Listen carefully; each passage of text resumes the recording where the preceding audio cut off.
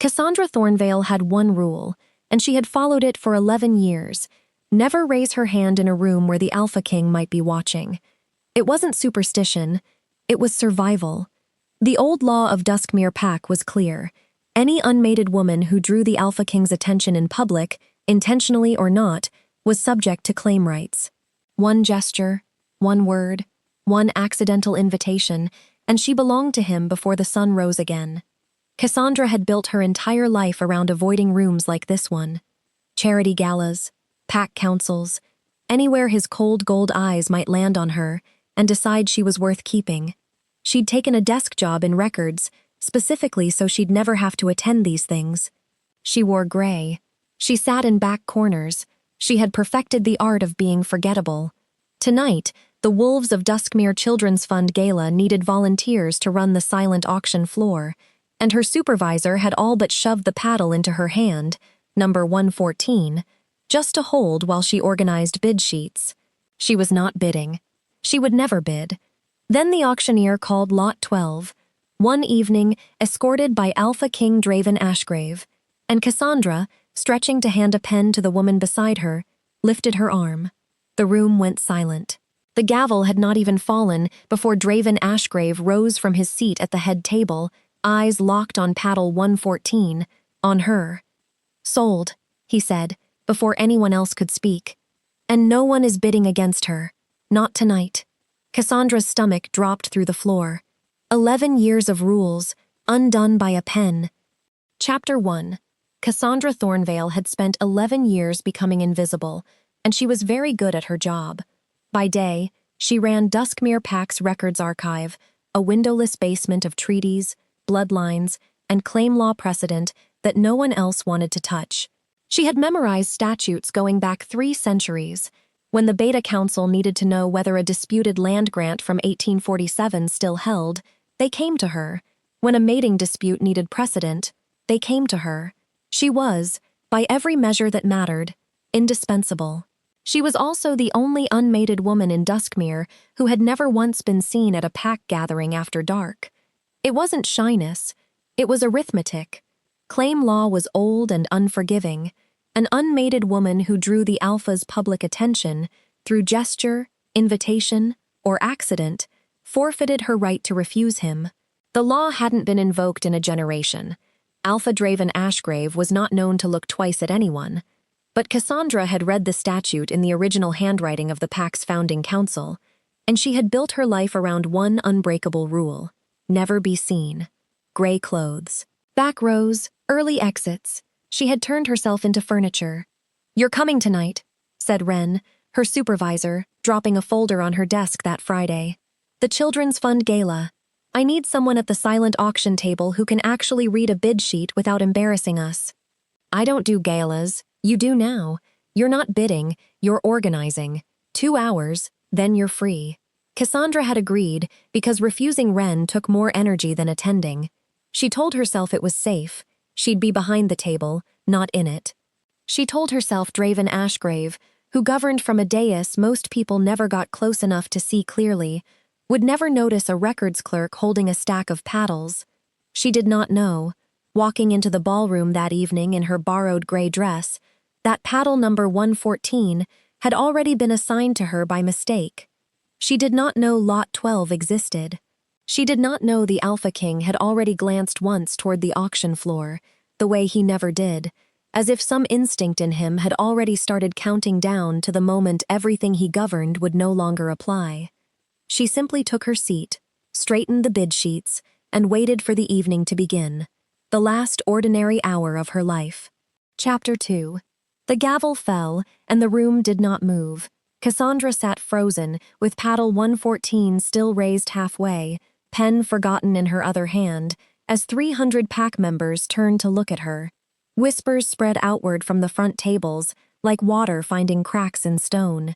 Draven Ashgrave was already standing. He crossed the ballroom floor without hurrying, which somehow made it worse. Every step deliberate, every eye in the room following him toward the auction table, where she sat rooted to her chair. He was taller than she remembered from council portraits, and up close his eyes weren't cold at all. They were fixed on her like he'd been waiting for this exact moment for longer than tonight. "Alpha," she managed, "this was a mistake.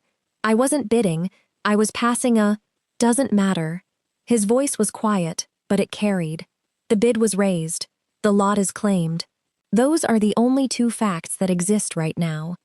"There's a third fact," Kessandra said, standing so fast her chair scraped the floor. "I didn't consent to any of this." A murmur of shock rippled through the nearby tables. No one spoke to the Alpha King like that. Draven's jaw tightened, but something flickered behind his eyes that wasn't anger. Surprise, maybe, or interest. Ren appeared at her elbow, pale. "Alpha, with respect, she truly wasn't bidding. There's been an administrative..." "I'm aware." Draven didn't look away from Kessandra. "Claim law doesn't ask about intention. You know that better than most of my council, given your position in the archive." He knew who she was. That fact landed harder than the gavel had. "I want it undone," Kessandra said. "It can't be undone tonight. The law requires a formal review by the Beta Council, which doesn't convene until the new moon." He paused. 9 days. 9 days. 9 days bound to him by a technicality neither of them had chosen. "Then I'll wait 9 days in my own house," she said, "and not 1 hour of this evening as your escort." For the first time, the corner of his mouth moved, not quite a smile. "Fair enough. But someone will need to explain to the entire Duskmere gentry why the Alpha King's claimed companion just walked out on him." Kessandra realized, with a sinking, furious clarity, that there was no version of tonight where she simply disappeared back into her gray corner. Whatever came next, she was already in it. Chapter 3. The 9 days did not go the way Kessandra planned. She had expected silence, maybe a formal letter from the Beta Council confirming the review date. Instead, on the second morning, a guard appeared at the archive doors, requesting her presence at the Alpha's private study. Draven wanted the original 1847 land grant precedent pulled, the same one she'd memorized years ago, and apparently no one else in Duskmere could locate it as quickly. "I could send the file with someone else," she told the guard. "He asked for you specifically." She told herself it was only about the documents, that going to his study 3 times that first week was strictly professional, a records clerk fulfilling an Alpha's legal request, nothing more. She told herself the same thing on the 4th visit, when she caught him watching her cross-reference a statute instead of reading the page she'd handed him. "You actually enjoy this," Draven said, sounding almost baffled. "Someone has to keep track of what's actually legal in this pack." She didn't look up from the ledger. "You'd be surprised how often your council invents precedent that doesn't exist." That earned something close to a laugh. Low, unguarded, gone almost before she registered it. She started watching him more closely after that, though she told herself it was due diligence. If she was going to argue her way out of this claim in front of the Beta Council, she needed to understand exactly how he thought, what arguments would land, where the law actually bent in his favor, and where it didn't. She began cataloging him the way she cataloged everything, small entries in a private mental ledger, doesn't raise his voice when challenged, dismisses his guard before difficult conversations, reads the same worn page of a book left open on his desk, never turning it. On the 6th day, she arrived to find a single candle already lit beside her usual chair in his study, though the fireplace across the room gave more than enough light. She said nothing. He said nothing. But she noticed, the way she noticed everything, and filed it away without knowing yet what to call it. "You're doing that thing again," Draven said quietly, watching her write. "What thing?" "Deciding whether I'm dangerous." Cassandra's pen stopped. "What's your conclusion so far?" "I haven't decided," she said, which was, for the first time in 9 days, not entirely true. Chapter 4. By the 7th day, the guards had stopped announcing her. She simply walked into Draven's study each afternoon, and he simply expected her. That was the day everything nearly tipped over. She'd come with the finalized precedent brief for the Beta Council review. Proof, carefully assembled, that claim law had historically allowed exceptions for demonstrable lack of intent. It was good work. It might actually free her. She set it on his desk and waited for him to read it. He didn't touch it. You could win this, Draven said instead. In front of the council. With that brief, you probably will. That's the idea. I know. He finally looked up at her.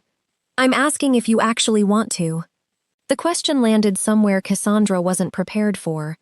Of course I want to. I didn't choose this. Nobody asked me. I'm not disputing that. His voice stayed even, but something underneath it wasn't. I'm telling you that in 9 days, if that brief works, you walk out of this room, and I never see you again.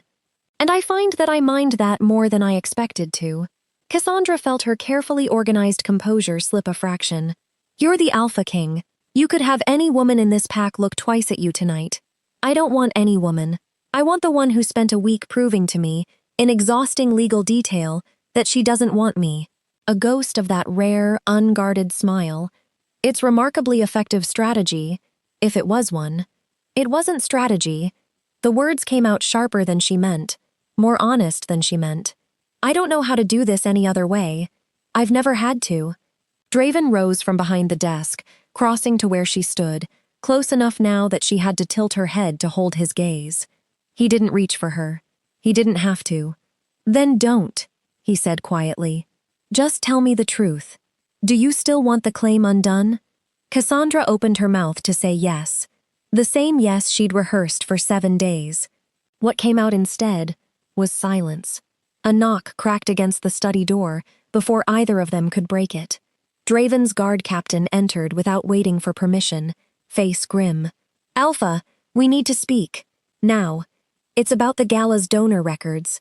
Someone's been altering them. Chapter 5. The donor records were the first thread.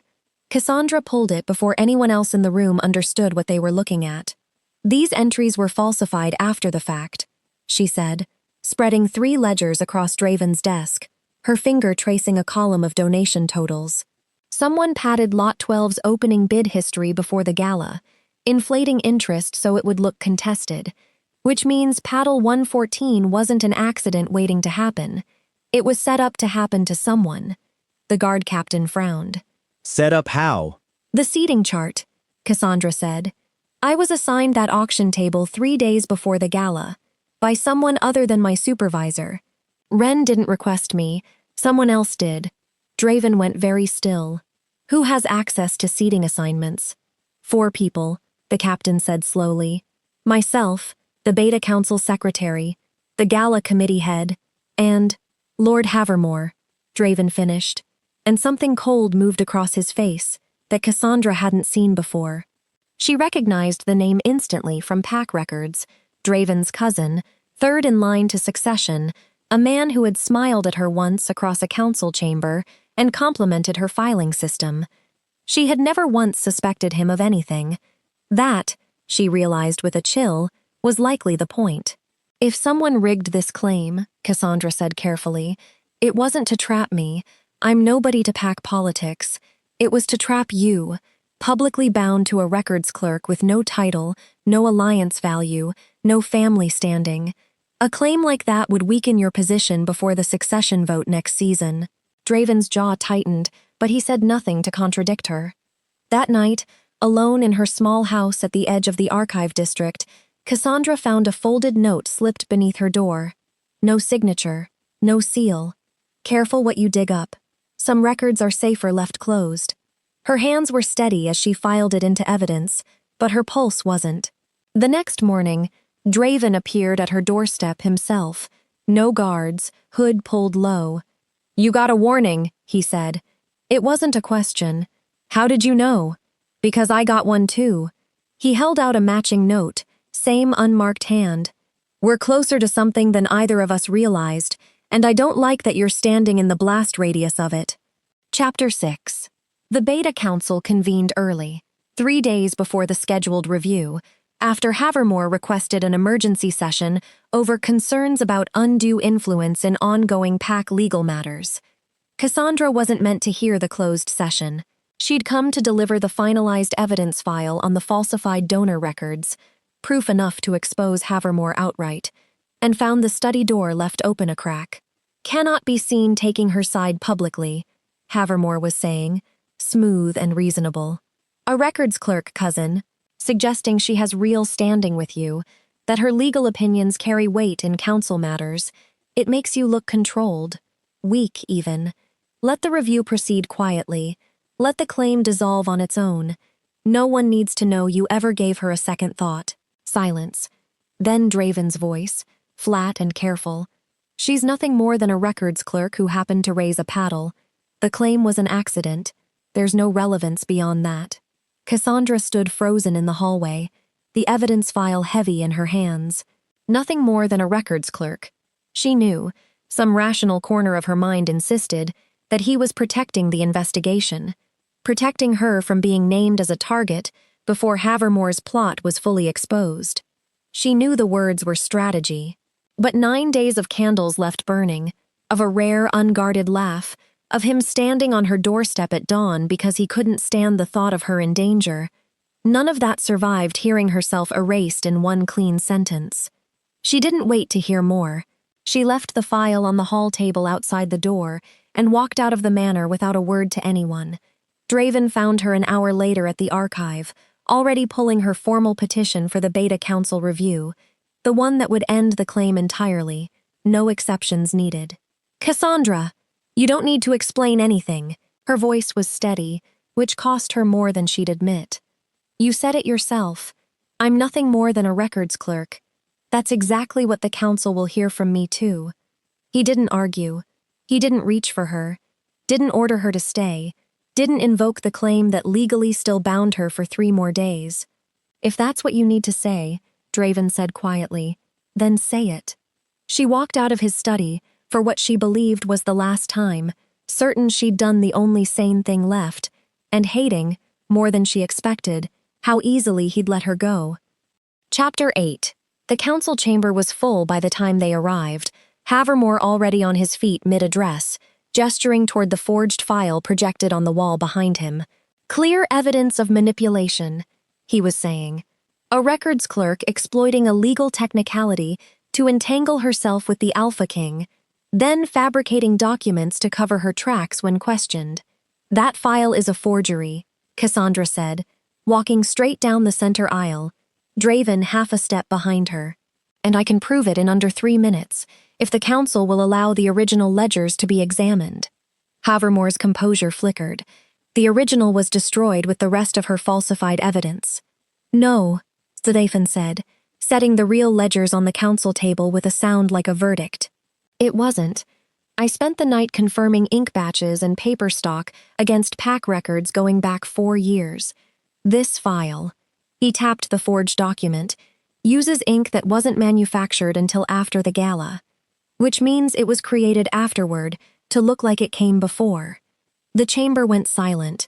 Someone rigged the seating assignment that put paddle 114 in my hands, Kessandra continued, steady now, every year of archive training behind her voice.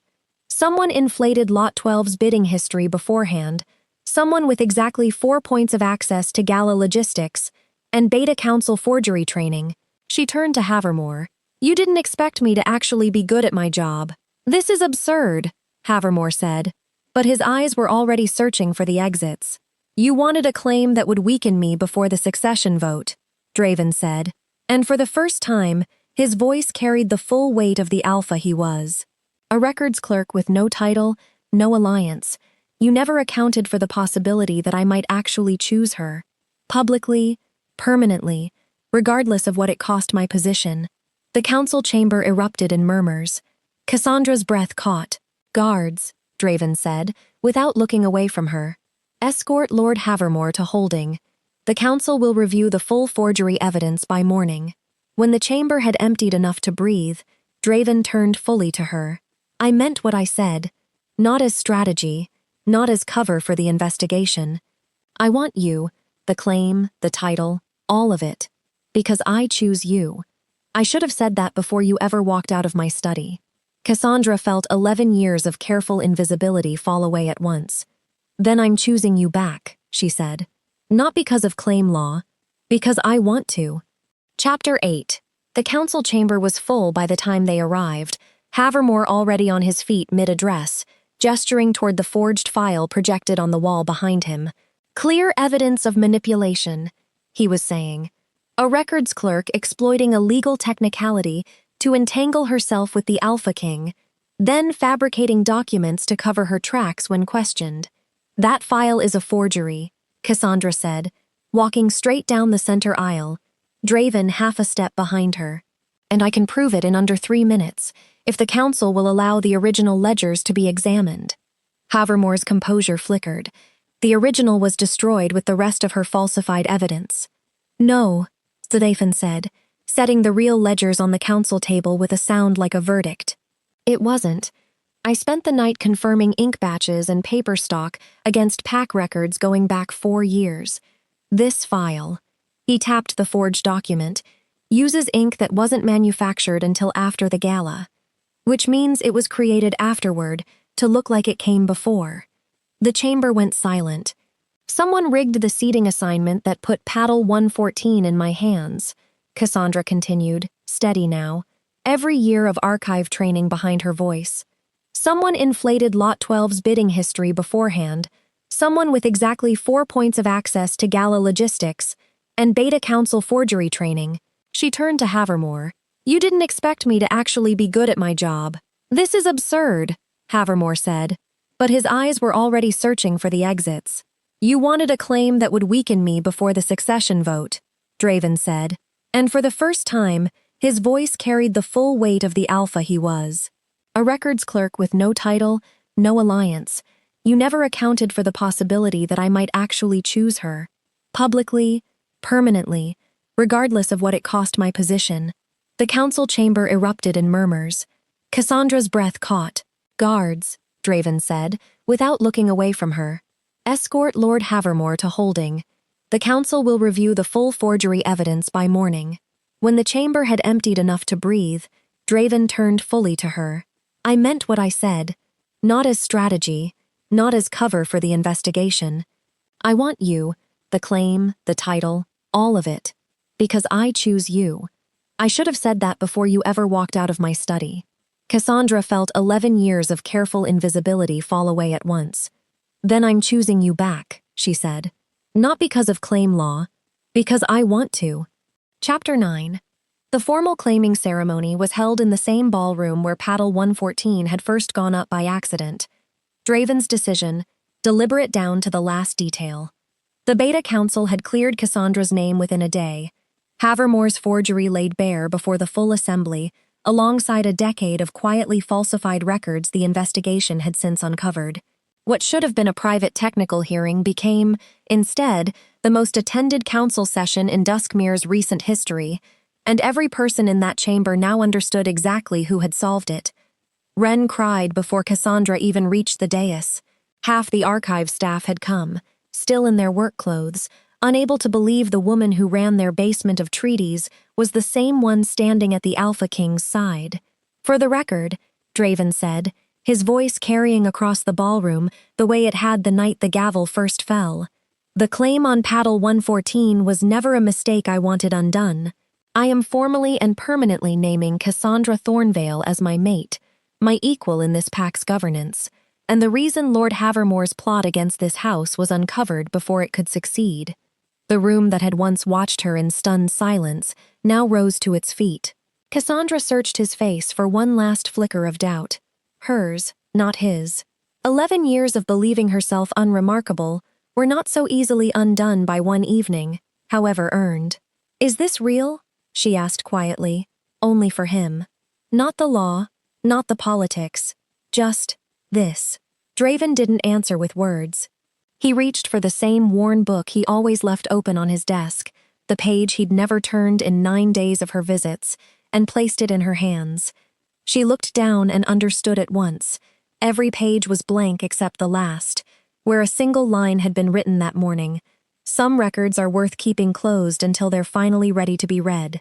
It was, she realized, the exact phrase from the threatening note that had started their investigation. Reclaimed now, transformed, no longer a warning but a promise. It's real, he said. The Alpha King took her hand in front of the entire assembled pack, and this time, no one bid against her.